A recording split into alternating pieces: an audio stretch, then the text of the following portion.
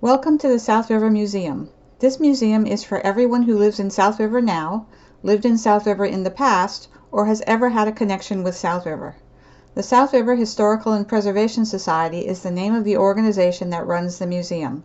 We are all volunteers who are trying to collect information about South River's history and South River's present in order to save it for the future. We also present programs, catalog things from South River's history, and display them in the museum. The museum building was built more than 200 years ago, around 1805. It was a Baptist church and became known as the Old School Baptist Church. The church originally faced the river and had only one floor. A second floor was added later. The portico, or porch, supported by 4 tall columns, was also added, and the main entrance was changed so that it faced Main Street. The church property extended to Obert Street and back to Washington Street. In January 1922, the church was sold to the South River War Memorial Free Public Library Association for $5,000. The public library opened a year later in January 1923. In 1979, the public library moved to a new building on Appleby Avenue, and the Borough Clerk moved into the building on Main Street. In 1991, the building was put on the New Jersey Register of Historic Places, and in 1992 it was added to the national list. Work on restoration of the building was started in 1997.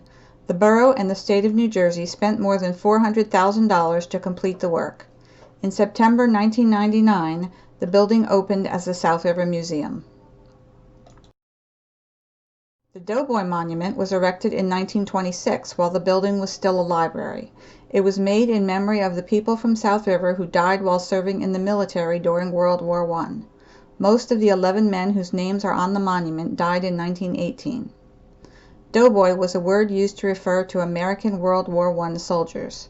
No one knows for sure where the nickname came from. One story says that the soldiers walked long distances over dusty ground so they looked like people who worked at bakeries and were covered in flour or dough. The monument with the eagle at the top was created in 1956 to remember the people from South River who died while serving in the military during World War II and the Korean War. The names of those who died in the Vietnam conflict were added later. Some of the people whose names are on the monument have streets in South River named after them.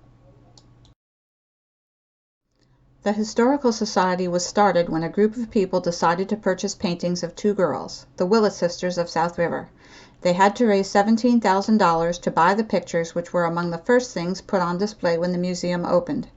The names of the Willett sisters are unknown, but the name Willett is well known in the borough. South River was once known as Willettstown, and we have both a Willett Avenue and a Willett Lane. The 2 portraits form the centerpiece of the portrait gallery at the museum. South River once had many factories. Embroidered handkerchiefs and clothing were among the things made. The machine in the photograph is a needle threading machine from an embroidery factory. The drawing of the duck under the machine is a pattern. The embroidered handkerchiefs in the second photo are the kind that were made in South River. This collection belonged to a South River teacher. They were given to her as gifts by her students. The brick-making industry was also big in South River. The brick labeled P and C is from the Pettit and Cook Brickyard. The other brick is from the South River Brick Company. The museum has an exhibit about some of South River's brick companies. South River's original fire department was organized in the 1890s. The first firehouse was on Ferry Street. The fire truck was pulled by horses. The fire hat is from the Washington Engine Company. Before the town became South River, it was called Washington. The hat is more than 100 years old. In the 1800s and early 1900s, South River bricks and other items were shipped from South River. People also traveled to South River by boat. The drawing was created by a traveling artist in 1882. It shows Clouser's South River Hotel at the corner of Clouser's Lane and Water Street, along with one of the ships that traveled on the South River. There are many other items on display at the museum. The doctor's examining table came from Dr. Smith's office, which was located on Main Street. The school collection includes things from South River schools that have closed.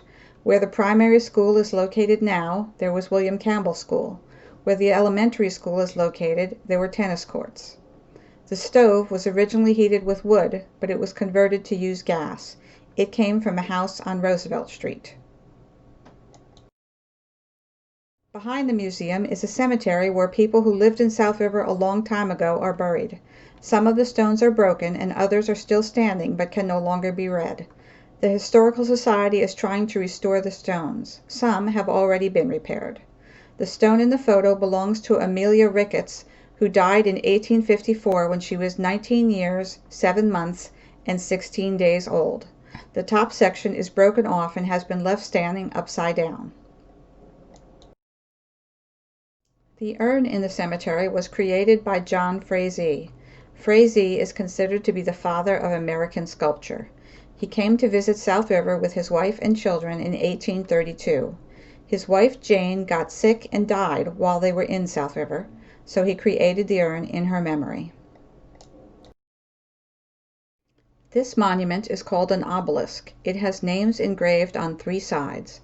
The monument is made out of granite.